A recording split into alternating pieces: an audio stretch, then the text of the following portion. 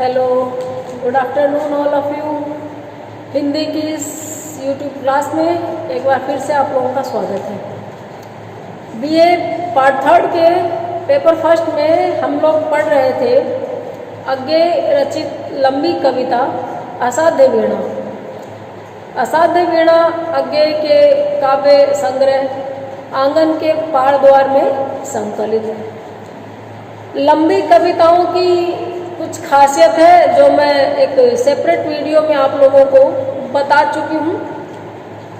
कम से कम 150 वीडियो आप लोगों के लिए तैयार है मेरे चैनल में। और बीए फाइनल के सिलेबस में महाकाव्य, खंड काव्य, चंपू काव्य, गीति काव्य भी चलते हैं। उन सब पर मेरे सेपरेट वीडियो बनाए गए हैं। और जो पहला हिंदी साहित्य के आधुनिक काल को जो भेदों में बांटा गया है उसमें भी भारतेंदु युग, द्विवेदी युग, प्रगतिवाद, प्रयोगवाद, साठोत्तरी कविता, इनकी विशेषताएं, इनके प्रमुख कवि, इनके युग और प्रवृत्तियां बताई गई है। वो वीडियोज आप ज़रूर देख लीजिएगा अगर आपको सिलेबस कवर करना है तो। अब हम बात करते हैं आज की जो हमारी कविता है असाध्य वीणा। असाध्य वीणा में राजा उत्सुक है कि कोई उसके दरबार में जो वीणा है उसको बजा दे, और वो असफल रहा। अब तक जो भी आया वो वीणा नहीं बजा पाया। तो प्रियंवद का स्वागत वो बहुत ही उल्लास के साथ करता है। पूरी नाटकीय शैली में वो उतर के आता है। उसका कहने का लहजा ही देखिए, आ गए प्रियंवद, केस कंबली गुफा गए। राजा ने आसन दिया और कहा, इतना तो वो एक्साइटमेंट में ही बोल गया। उसके बाद आसन दिया, बैठिए, विराजिए, पधारिए, और कहा, कृत हुआ मैं तात पधारे आप, भरोसा है अब मुझको साध आज मेरे जीवन की पूरी होगी। ये पूरा पेज मैं पढ़ा चुकी हूँ, लेकिन कहानी में, कविता में रिदम नहीं बनती। अगर हम बिल्कुल वहाँ से शुरू करें जहाँ से छोड़ा था तो ये थोड़ा सा सही नहीं लगता, मुआफिक नहीं होता। तो राजा ने आसन दिया और कहा, कृत्य हुआ मैं आप पधारे आप, भरोसा है अब मुझको साध आज मेरे जीवन की पूरी होगी। लघु संकेत समझ राजा का, इशारा किया राजा ने, भाई वीणा दरबार में लाओ। लघु संकेत समझ राजा का, गण दौड़े लाए असाध्य वीणा, साधक के आगे रख उसको पीछे हट गए। साधक के आगे वीणा को रखा गया और खुद पीछे। सभा की उत्सुक आंखें एक बार प्रियंवद को लख टिक गई, एक बार वीणा को लख टिक गई प्रियंवद के चेहरे पर। सारी सभा उत्सुक थी। एक ऐसी वीणा जो कोई नहीं बजा पाया, जो कोई नहीं साध पाया, वो बज जाए, उसको कोई साध ले, इस आशा में प्रियंवद के चेहरे पर सबकी आंखें टिक गई। यह वीणा उत्तराखंड के गिरी प्रांतर से घने वनों में जहाँ तपस्या करते हैं व्रतचारी, बहुत समय पहले आई थी। ये राजा बता चुके हैं कि उत्तराखंड के घने पर्वतीय जंगलों से, पहाड़ों से, पहाड़ के घने वनों से जहाँ तपस्वी साधना करते, तपस्या करते, वहाँ से आई। ये बहुत समय पहले की बात है। पूरा तो इतिहास न जान सके हम, पूरी बात तो नहीं पता। जो लोक कथाएं हैं उसमें भी होता है, एकदम से कब इस कथा को किसने लिखा, सबसे पहले किसने सुना, किसने पढ़ा, ये पता नहीं होता। लोक कथाएं परंपरा से चली आती हैं। तो परंपरा से चली आती हुई बात ये इसको बता रहा है कि पूरा तो इतिहास नहीं जान सके हम, किंतु सुना है वज्र कीर्ति ने मंत्रपूत जिस अति प्राचीन किरीटी तरु से इसे गढ़ा था, उनके कानों में हिमशिखर रहस्य कहा करते थे अपने कि अति प्राचीन किरीटी तरु से इसको वज्र कीर्ति ने गढ़ा था। वज्र कीर्ति नाम के साधु ने किरीटी नाम के वृक्ष से और इसको गढ़ा था।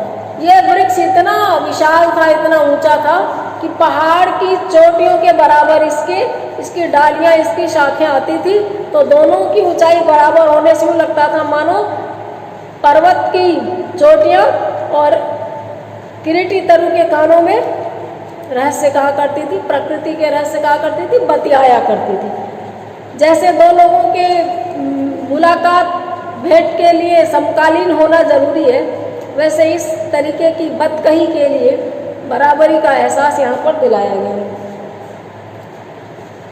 उनके कंधों पर बादल सोते थे, इतने बड़े बड़े डाले थे, डालियां इतनी लंबी चौड़ी थी और इतनी ऊंची थी कि बादल नीचे उतर आते थे और उसकी डालियों पर सोया करते थे। उसकी करिट सूंडों से डाले, हाथी की सूंड जैसी मोटी मजबूत लंबी लटकती हुई डालियां थी। हिम वर्षा से पूरे वन यूथों का कर लेती थी परित्राण। और जब बारिश होती थी तो वन यूथ यानी जंगली जानवरों का जितना भी झुंड था, जंगल में जितने प्राणी थे, वो इसकी जटाओं में आकर के, इसकी टहनियों के जंगल में एकदम जो इतनी घनी शाखाएं हैं उनके नीचे आकर के रक्षा पाते थे। कोटर में भालू बसते थे और बहुत बड़े बड़े वृक्ष में बहुत खाली स्थान होता है, खोंडर भी कहते, कोटर कहते। जैसे दीवार में आला बनवाते हैं वैसे पेड़ में वो आला होता है, समझिए। वो इतने बड़े होते थे इस वृक्ष में कि भालू उसमें अपनी घर गृहस्थी जमाते थे। कोटर में भालू सोते थे। केहारी उसके वलकल से कंधे खुजलाने आते थे। और शेर को जब खाज करनी होती थी, खुजली होती थी अपनी त्वचा पर, तो इस पेड़ से हिल हिल करके अपनी खाज मिटाते थे। बहुत मजबूत जानवर है, जंगलों का राजा माना जाता है शेर। और देखिए वो आता था किरीटी तरु से अपनी पीठ खुजलाने। और सुना है जड़ उसकी जा पहुंची थी पाताल लोक, उसकी गंध प्रवण शीतलता से फणटिका नाग बासुकी सोता था। और एक बात और सुनिए कि उसकी जो जड़ है वो पाताल लोक तक चली गई थी। जमीन के नीचे एक लोक माना जाता है ग्रंथों में, साहित्य पुराणों में, धर्म ग्रंथों में पाताल लोक है। और जैसे किसी चीज को टिकने के लिए कोई आधार चाहिए, धरती कहते हैं काल्पनिक कील पे, धुरी पे टिकी हुई है, वैसे ही एक अंधविश्वास कह लीजिए, मान्यता कह लीजिए, धार्मिक मान्यता कि ये धरती वासुकी नाग के फण पे टिकी है। और वो नाग किस पे टिका था? इसकी गंध प्रवण शीतलता से, गंध से भरी हुई जो ठंडक है, जो शीतलता है किरीटी तरु की, वह इतनी विशाल, इतनी मौलिक कि वासुकी नाग उस पर फण टिका था। उसी किरीटी तरु से वज्र कीर्ति ने सारा जीवन इसे गढ़ा। उसी विशाल किरीटी तरु से सारा जीवन इसको लगा करके गढ़ा था वज्र कीर्ति ने। हठ साधना यही थी साधक की। उस साधक की हठ साधना ये थी कि वीणा मैं बना के रहूंगा। वीणा पूरी हुई, साथ साधना, साथ ही जीवन लीला। वज्र कीर्ति की वीणा पूरी हो गई, साधना पूरी हो गई कि बना के रहूंगा, और साथ ही जीवन लीला भी समाप्त हो गई। यानी जीवन पर्यंत वो वीणा बनाया, और जब वीणा बन गई तो साधु सिधार गए। राजा रुके। इतना बोलने के बाद राजा रुके, सांस लंबी लेकर फिर बोले, प्राण वायु भर ली, और फिर कहने को उत्सुक है, मेरे हार गए सब जाने माने कलावंत, सबकी विद्या हो गई अकारत दर्प चूर्ण। असलियत और बहुत भावुक करने वाली मार्मिक पंक्तियां इस कविता के मूल भाव में आने वाली, कि राजा कह रहा है मेरे जाने माने हार गए सब कलावंत। एकदम से निपुण जो थे, गवैये, बजाइए, बजाने वाले, वादक, संगीतज्ञ, वो सब हार गए। सबकी विद्या हो गई अकारत, सबकी विद्या निरर्थक हो गई, अकारत, व्यर्थ हो गई। दर्प चूर्ण, और घमंड चूर चूर हो गया। उनको लगता था कि वो ये वीणा बजा ही लेंगे, उनके जैसा कोई महारथी पैदा नहीं हुआ। उनका सारा घमंड चूर चूर हो गया। ये वीणा उनसे नहीं बजी, उनकी सारी संगीत से जुड़ी हुई सांगीतिक विज्ञान की पढ़ाई बेकार हो गई। कोई ज्ञानी गुणी आज तक इसे न साध सका। कोई ज्ञानी, कोई गुणी, कोई बहुत विद्वान, बहुत बुद्धिजीवी, बहुत ही शास्त्रों का मर्मज्ञ या संगीत कला का मर्मज्ञ इसको नहीं साध सका। ये वीणा उनसे नहीं बजी।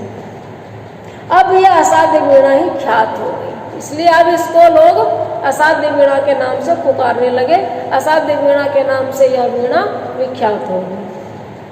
पर मेरा अब भी है विश्वास, कृच्छ तप्र वज्र कीर्ति का व्यर्थ नहीं था।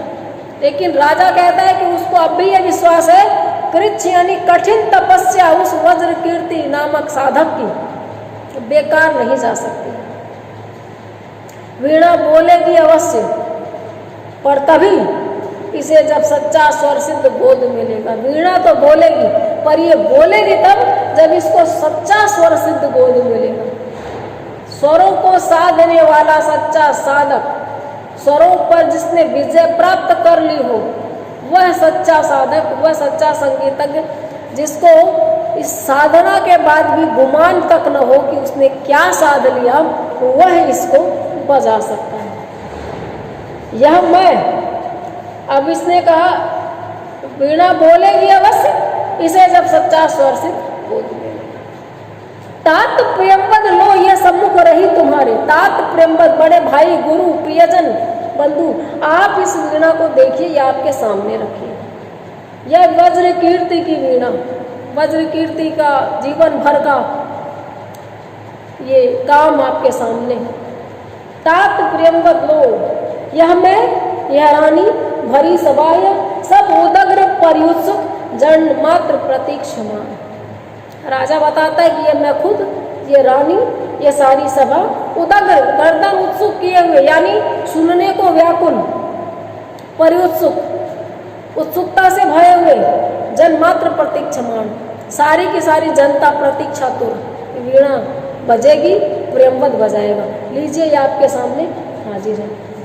केश कंबली गुफा गहने खोला कंबल, जैसे कोई मदारी अपना पिटारा जचाता है, सामान जचाता है, कोई काम करना शुरू करे तो कारीगर अपने औजार संभालता है, वैसे प्रियंवद ने अपने को एक जगह किया। खुद भी हम बिखरे हुए होते हैं, दुनिया भर के विचार हमारे अंदर टकरा रहे होते हैं, कहाँ के विपरीत विरोधी भावों से हम भरे हुए होते हैं, तो हम उसको एक जगह करके अपने आप को सेंट्रलाइज करके एकाग्रचित्त होकर काम शुरू करते हैं। ये सारी साधना भी प्रियंवद शुरू करेगी। खोला कंबल, धरती पर चुपचाप बिछाया, चुपचाप उसने धरती पर कंबल को बिछा दिया। वीणा उस पर पलक मूंद कर प्राण खींच करके प्रणाम स्पर्श छुअन से छुए तार, वीणा उसने चुपचाप उस कंबल पर उसने रख दिया। प्राण खींच, लंबी सांस लेकर उस वीणा को उसने प्रणाम किया। और स्पर्श छुअन से छुए तार, एक तो होता है किसी को छू करके छूना, गाल पे हाथ लगा के बच्चे को लाड करना, किसी को टिचकारी कर देना। एक होता है कि हमने उसको छुआ नहीं, बहुत छोटा बच्चा है, बहुत छोटा बच्चा है, नवजात शिशु है, और आप उसको छूना भी चाहते हो और डर भी रहे हैं, तो आप जिस तरह उसको देखते हो और एकदम प्यार से उसको मतलब आपने नहीं छुआ, होठों तक उंगलियां ले जाके ऐसा संकेत दे करके छोड़ देते। ये क्या हुआ? स्पर्श छुअन से छुए था, आपने मानसिक रूप से स्पर्श किया। ये छूना कम स्ट्रांग नहीं है, ये कम संवेदना भरा नहीं है। कई बार तो इस प्रकार का स्पर्श बहुत अधिक संवेदना से भरा हुआ होता है, बहुत अधिक महसूस किया जाने वाला होता है, भावना से और भी ज्यादा भरा हुआ होता है। तो वीणा को उसने छुआ नहीं है, मन ही मन स्पर्श छुअन से छुए तार, धीरे बोला। और अब तक की राजा की बातों का जवाब उसने इस तरह से दिया, राजन पर मैं तो कलावंत हूं नहीं, शिष्य साधक हूं, जीवन के अनकहे सत्य का साथी। आपके तो जाने माने कलावंत हार गए, लेकिन मैं कलावंत तो हूं नहीं, मैं तो शिष्य साधक हूं, मैं कलाकार नहीं हूं, निपुण नहीं हूं, कुशल वीणा वादक नहीं हूं, मैं शिष्य साधक हूं। एक तो मैं शिष्य हूं, अभी गुरु नहीं बना हूं। गुरुत्व का भार बहुत होता है गुरु के ऊपर, वो नहीं है ये, इसको एहसास भी नहीं है गुरु बनने का। और साधक, मैं तो साधना करता हूँ, साधना करता हूँ, विद्यार्थी हूँ और जीवन के अनकहे सत्य का साक्षी। इस पंक्ति को समझने के लिए आपको न सिर्फ भाषा ज्ञान बल्कि जीवन का भी बोध गहराई से होना चाहिए।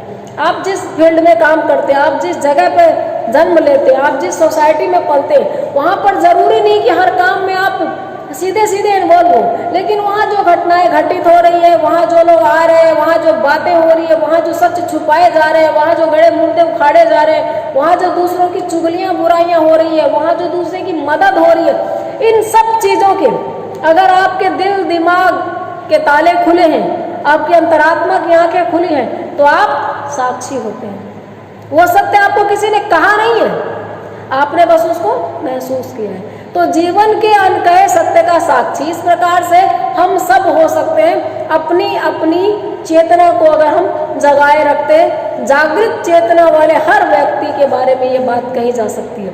और प्रेमवत बिल्कुल जागृत चेतना का था। वज्र कीर्ति प्राचीन किरीटी तरु अभिमंत्रित वीणा, ध्यान मात्र इनका तो गदगद विह्वल करने वाला, एकदम से गदगद होकर के, और बिल्कुल विस्मयादि बोधक चिन्हों का इस्तेमाल इन पंक्तियों में होगा कि वज्र कीर्ति, किसका नाम मतलब मैं ले रहा हूँ, मेरी जुबान उनका नाम लेती है तो पवित्र हो जाती है।